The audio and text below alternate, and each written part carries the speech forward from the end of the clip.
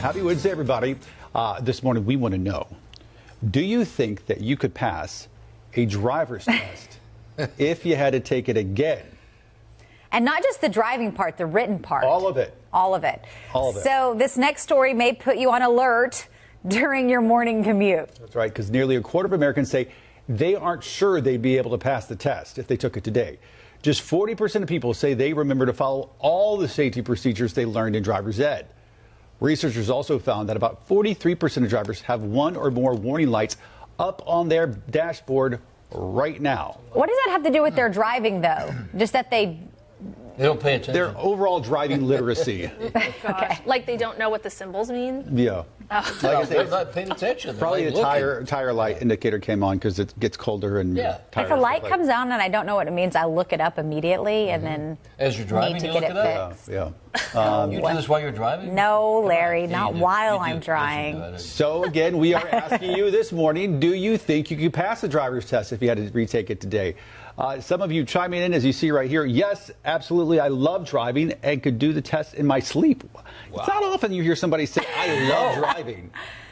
I do not love driving. We're looking at someone that drives to A driver's ed instructor weighed in saying they have 40 years of experience. Drivers in NC would fail in a heartbeat. Wow. I think that's right. Wow. And never use a turn signal to change lanes or to turn.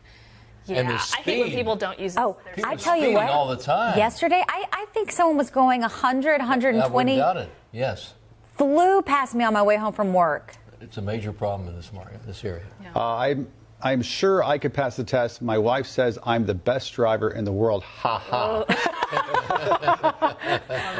I saw this, it was either TikTok or Instagram where the guy was like, I'm sure glad I have my wife in the passenger seat so she can tell me exactly how to drive. So I know how to drive. I think I would do better on the things I got points off for. Because when I got my driver's license when I was a teenager. It stays with you. Yeah. I got points off for I didn't parallel park well, but I didn't signal before getting into the parallel parking spot, which you're supposed to do, going in and out of it. And then my right turns were a little too zippy. Too harsh. So I would slide, I would slow down a little bit, but I'm probably still doing that today. But for the test, I would get it right. What are your all's biggest driving pet peeves? You already know mine. Go ahead. Not signaling. Zipper. Yes. Zipper merge. Sarah, okay. Yes. You're very predictable. Well, Nate Morabito did a story on this, on how the roads are designed. When you are merging, you are supposed to drive up to the very front and merge and zipper, and that's how it works. But people get mad when they see they you. Don't understand it. They think you're trying to go past them, and then they speed up so you can't get over. Right. When it's supposed to, if there's a bunch of traffic, it's supposed to zipper. Just yes. It makes it easier for everyone. That is the hill that you're willing to die on. I mean, you are not a confrontational person at all. But I have sat next to you no fewer than like a dozen times have you gone on this rant about zippering. Well, I think because we have the shortest merging lane leaving work here to get on 77. And I literally think every time that I am going to crash into that guardrail that somehow comes out, it is... Anyway, what about you, Larry?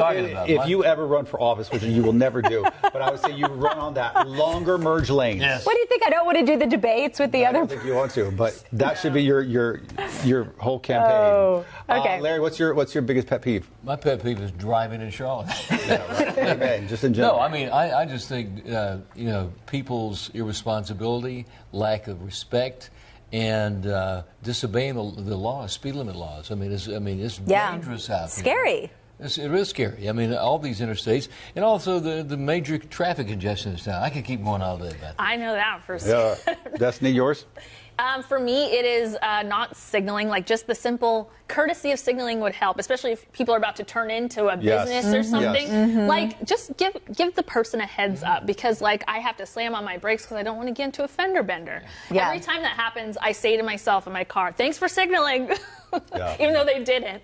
I say in my car is that anytime that someone's just flying, like going 100 miles an hour, and it's 1 p.m. on a Tuesday, and I'm like, where are you going? I know. That is so Your commentary. What at one? They don't get maybe 2 minutes ahead of you. Totally. Yes, it's like Why? I think to myself, you're not that important. No. Right. Nothing you're doing is that important. So is that yours? Yeah, I mean, I think in general, and you've heard me say this before, no fewer than a dozen times, that just oblivious people in general, whether you're standing in the line at the grocery store or whether you're driving. So the other extreme, nobody likes people going 100 miles an hour, but if you're going 45 in the left lane, that will drive me crazy. That would be my husband's. When we do road trips, it's like... If you don't put on your turn, just an oblivious to people around you is my biggest pet peeve. You're not the only person out here. You're not the only person on the road, well, too many in the people line. are distracted today. I mean, there's so many distractions, and too many people really are on their phones. I mean, people texting. I mean, that is so dangerous. But I mean, I know people that do that. And the thing is, there's nothing you can do about that. And when you're on the road and you see it, you're like, okay, well, how do I? Let's go around them. And sure enough, someone's swerving, and you're like, what are they? You look over, they are on their phone. Every time they're on their phone. Defensive driving is important. Our phones are just... Let's throw them out. It's just bad. Just throw them out. Can I go and throw you? No. All right, folks, chime in. Let us know what you think. Would you pass the driver's test if you had to take it today? I don't think any of us actually answered that question, but that's okay. We'll see you back here tomorrow.